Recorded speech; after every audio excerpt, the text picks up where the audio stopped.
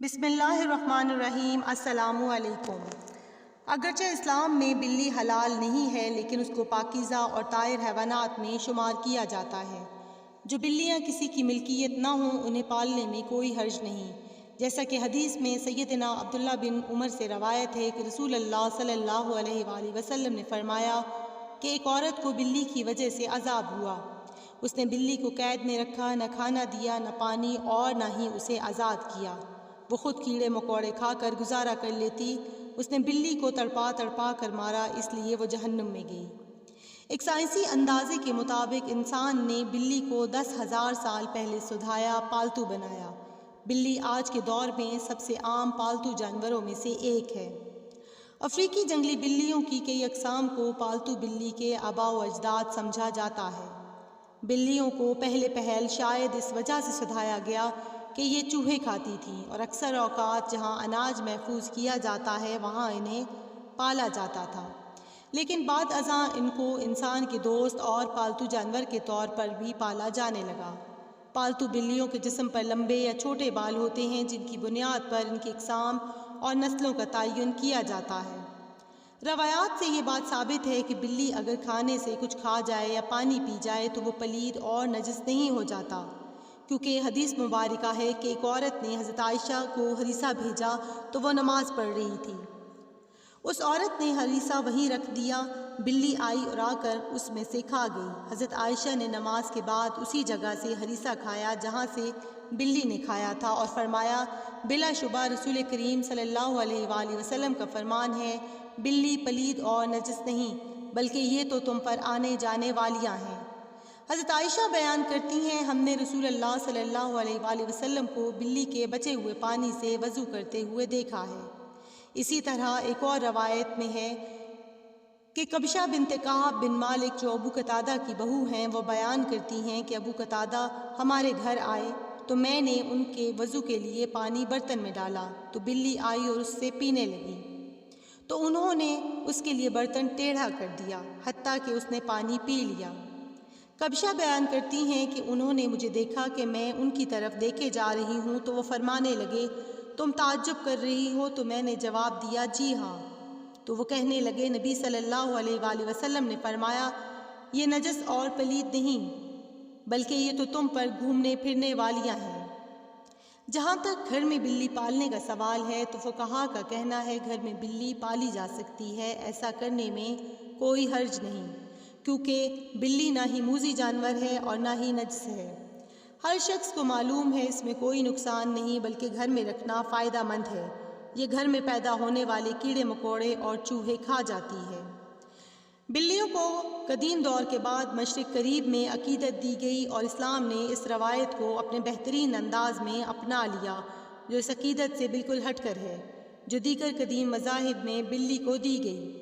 کچھ مذاہب میں بلی کو ناپاک سمجھا جاتا ہے تو کچھ مذاہب میں حلال جان کر کھایا بھی جاتا ہے، لیکن اسلام نے ان کا گوشت کھانے سے منع فرمایا تو دوسری طرف ان کے ساتھ پیار و محبت سے پیش آنے کی تلقین بھی کی۔ ایک صحابی کی کنیت ہی ابو ہریرہ یعنی بلیوں والی پڑ گئی تھی۔ حضرت ابو ہریرہ کے پاس ایک بلی تھی جس کو آپ اپنے ساتھ رکھا کرتے تھے، اسی لیے آپ کی کنیت ابو ہریرہ پڑ گئی۔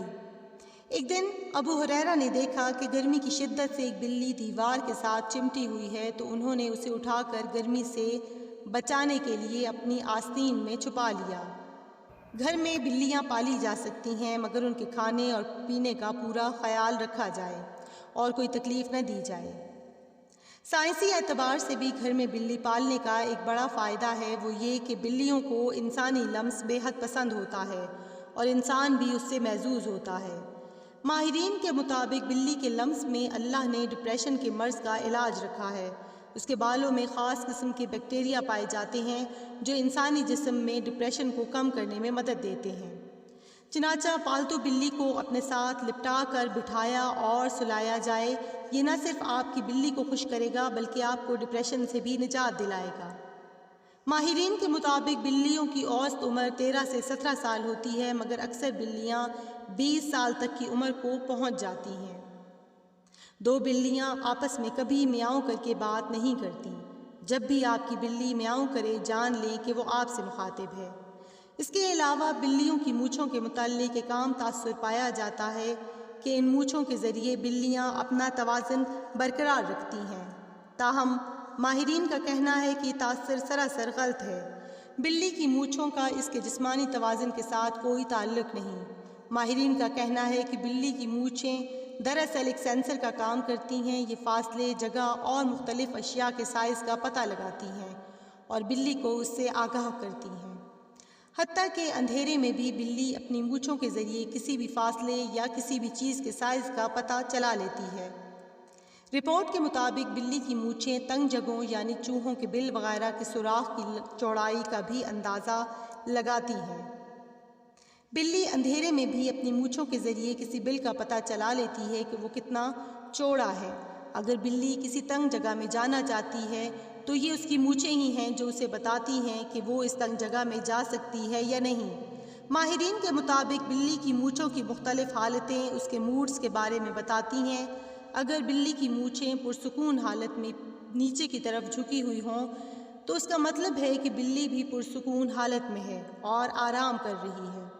اگر بلی کی مونچھیں دونوں اطراف میں تنی ہوئی ہوں تو اس کا مطلب ہے کہ بلی دفاعی پوزیشن میں ہے، وہ بہت غصے میں ہے، یہ کسی چیز سے ڈری ہوئی ہے۔